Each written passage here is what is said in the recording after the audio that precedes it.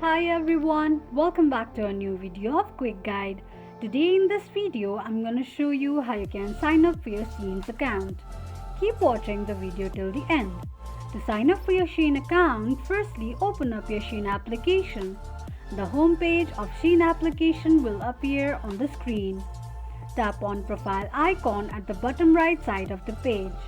On the next page, click on Sign in Register option. Enter your mobile number or email address on the given space and tap on Continue. Create a password for your Shein account. Tap on circles to agree to the terms and conditions of Shein and to get offers of Shein by email, then tap on Register. Click on an eye icon to check if you have entered your password correctly or not. This is how you can sign up for your Shein account quickly and easily just in few steps.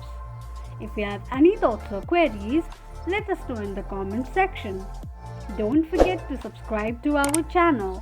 Also press the notification bell icon so that YouTube will notify you whenever we post a new video. I hope this video was helpful to you. Thank you so much for watching.